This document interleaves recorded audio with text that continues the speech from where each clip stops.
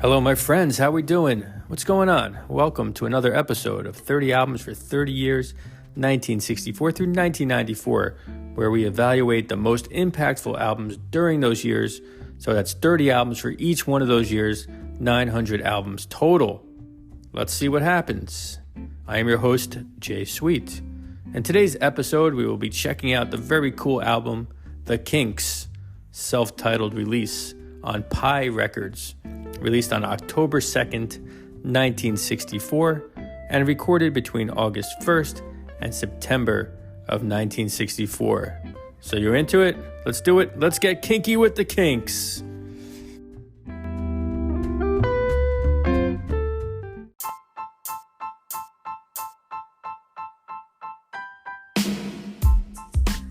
All right, cats, let's learn about the Kinks early on. The Kinks were more raw and rough than the other British invasion bands of 1964. Their early sound incorporated a harder-edged American blues and R&B showcase than that of the Beatles or the Rolling Stones. They were essentially the punk version of British rock at the time. So brothers Ray and Dave Davies first formed a band in North London in 1962. Before formulating the Kinks, Ray Davies worked with the Ray Davies Quartet, the Dave Hunt Band, with Rolling Stones drummer Charlie Watts, the Hamilton King Band, and the Ramrods. And after several name changes, the Ramrods became the Ravens and signed with Pi Records, P-Y-E. After a few more personnel changes, they finally settled on the name The Kinks. Here's a fun fact. Rod Stewart was a classmate of the Davies and actually sang with the Kinks briefly. Didn't last very long. So after releasing less popular singles, the groups released two versions of their hit, You Really Got Me. The song was notable for the early usage of guitar power chords and the signature distorted guitar sound that was created by Dave Davies when he sliced his guitar speaker. The tune was one of the heaviest to that point, and an argument can be made that it was one of the earliest punk songs.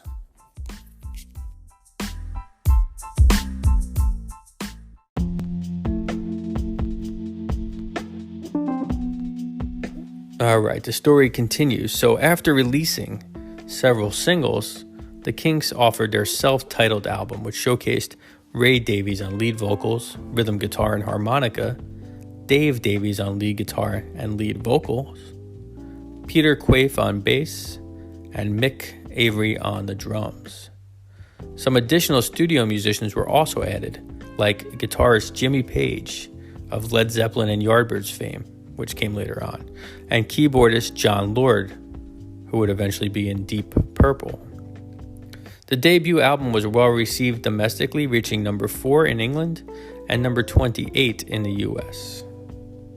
Later in the year, the Kinks released the single All Day and All of the Night, which hit number 7 on the US charts. The tune would find its way onto their 1965 release called Kinks Size.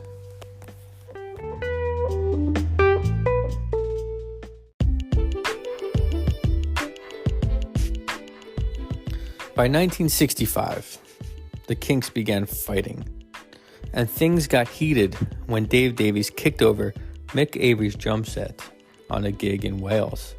Avory then knocked Dave Davies unconscious when he hit him in the head with the hi-hat stand.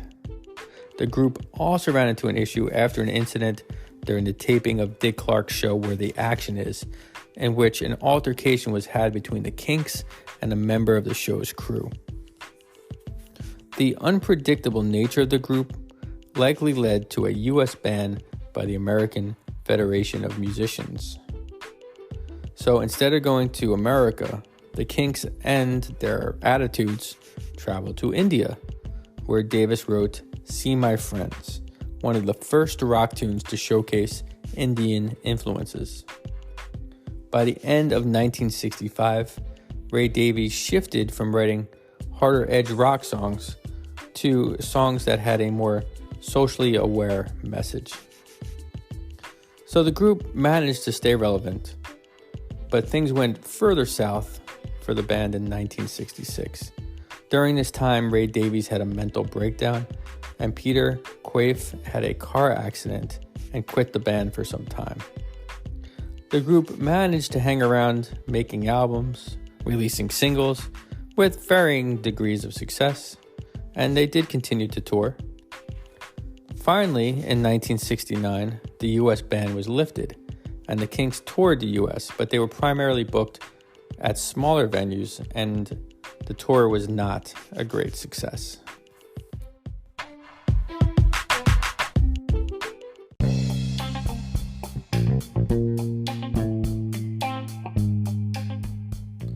In 1970, the Kinks had a lift in popularity when they released the unlikely hit Lola, a song about a romantic encounter with a transgender character. That was a pretty progressive theme for the time. From 1970 till around 1997, Ray Davies continued to reinvent the Kinks while also pursuing solo projects. More personnel changes were made during this time, but the Kinks persevered through several stylistic trends. In 1990, the group was inducted into the Rock and Roll Hall of Fame, and by 1998, the group had broken up, and the Davies brothers continued to focus on solo projects. All in all, the Kinks released 24 studio albums and 4 live releases.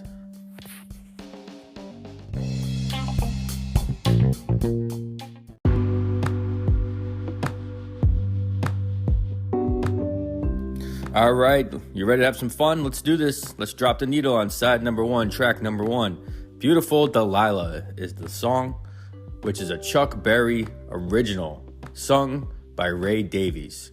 This starts the album off with a bang. Chuck Berry might be the most covered artist of 1964, and he hugely impacted British rockers. Even though Ray Davies is a little hard to understand, the song is a solid opener. Dave Davies' guitar solo is a full-on assault. It's sloppy and it's punkish. The lyrics are about a slutty girl who can't be true.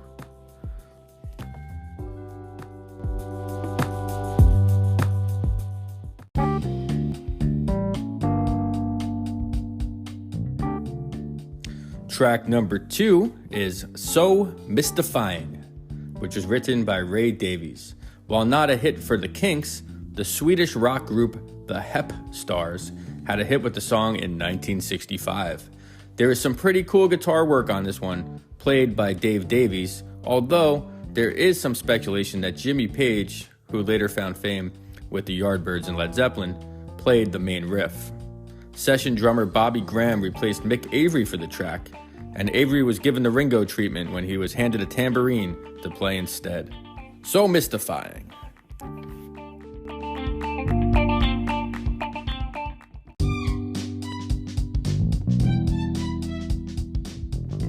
Track number 3 is Just Can't Go to Sleep, which should be my theme song, actually. I have difficulties with that. It's a pretty poppy number for a Ray Davies song at the time, and maybe the singer should try a Xanax or a THC-infused gummy. Sometimes that helps people.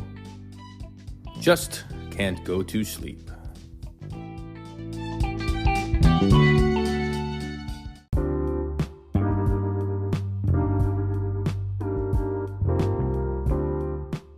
Track number 4 is Long, Tall, Shorty, which is credited to R&B vocalist Don Quaife and record executive Herbert Abramson, who was the co-founder of Atlantic Records.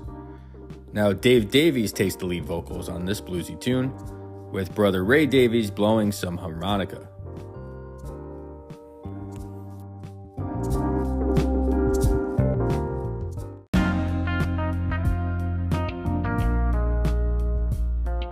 This next track is I Took My Baby Home, which is not actually on the American release. In fact, the UK release had 3 extra songs. I'm not sure why the US release did not include these numbers. But I Took My Baby Home is another solid early Ray Davies tune. It's about hooking up with a girl who had a hug like a vice. It's a pretty catchy tune. Check it out.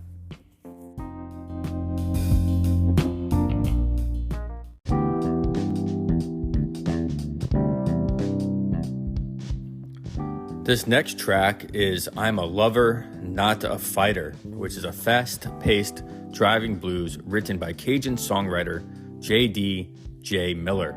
It's another fine track that was left off of the U.S. pressings.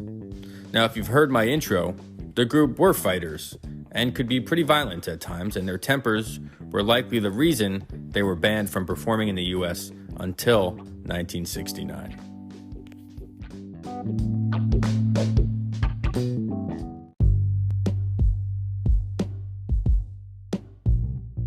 The final track of side one is a classic, You Really Got Me.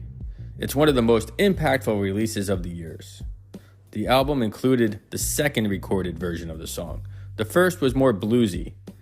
This album cut is more hard-edged. Ray Davies was adamant about recording this newer version after the bluesy release, but Pi Records refused to redo it. Davies then threatened never to play the song live if they didn't re-record it. The label wasn't biting, so the Kinks management decided to fund a new version, and thank God they did. The song showcases one of the earliest uses of power chords and guitar distortion, and I can argue that it may be one of the first punk songs. In the UK, You Really Got Me ranked number 1, and it peaked at number 7 in America. Simply put, this song rocks.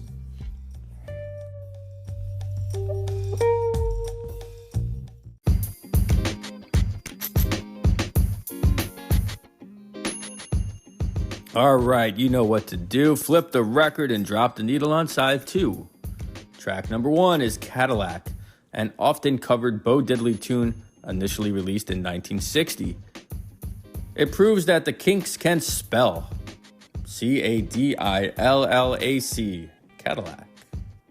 The tune is upbeat and includes the Mercy beat sound that became characteristic amongst the British invasion bands. That style includes a mixture of blues, R&B, skiffle music, and pop.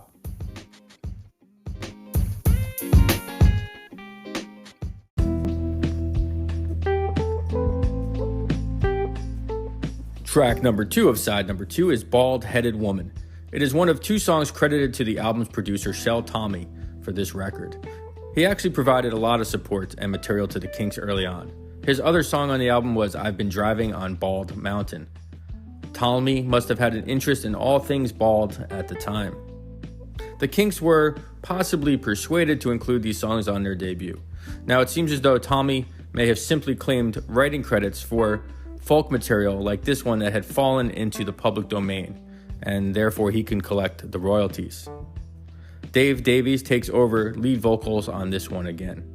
The tune starts slow before it picks up some serious steam.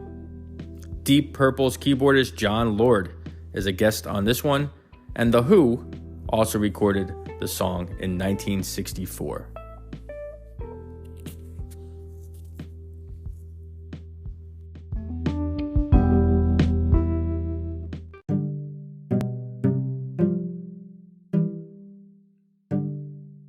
This next track is Revenge.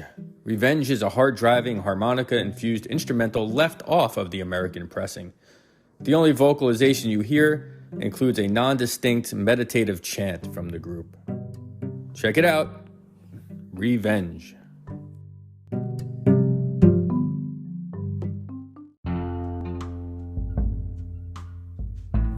Next up is Too Much Monkey Business, which was recorded by the Beatles in 1963, the Hollies in 1964, and the Yardbirds in 1964.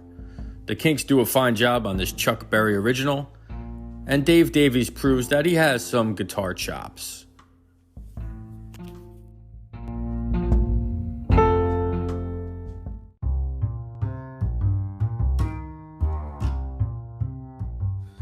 All right, it's time for a road trip with this one called I've Been Driving on Bald Mountain, which is another folk tune credited to Shel Talmy. The song begins with Jimmy Page playing the 12-string acoustic guitar. It definitely sounds like a bit of a filler tune. Dave Davies sings the lead on this one, and really Ray Davies is the better singer. So let's take a drive on Bald Mountain.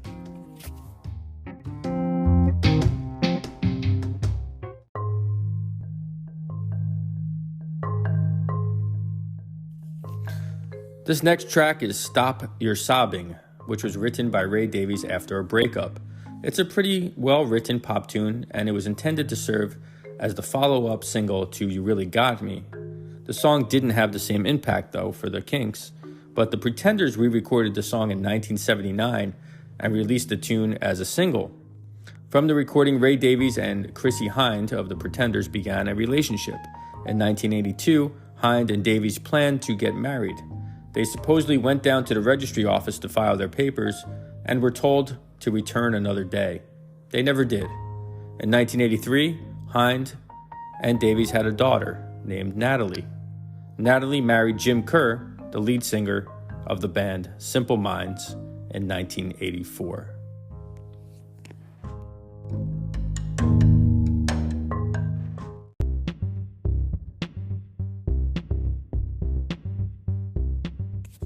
The final cut is Got Love If You Want It, which was written by bluesman Slim Harpo. Although it starts slow, the tune picks up and gets pretty energetic. The song features Ray Davies' harmonica playing, which is quite good. Got Love If You Want It is a solid album closer.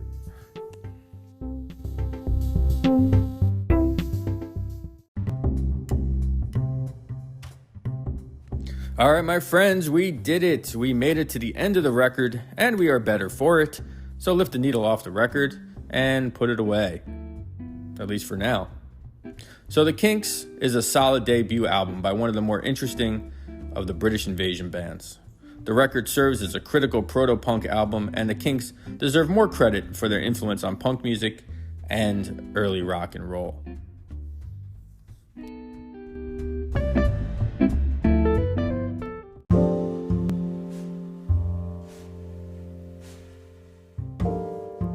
All right, music fans, I hope you enjoyed today's episode.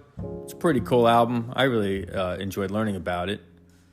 And if you're interested in learning more about this record, or any of the records we've reviewed so far, you can go to 30albumsfor30years.com. We're also on Instagram, we're on Facebook, so reach out to me, give me your suggestions, tell me what you think. And together, let's keep this music alive.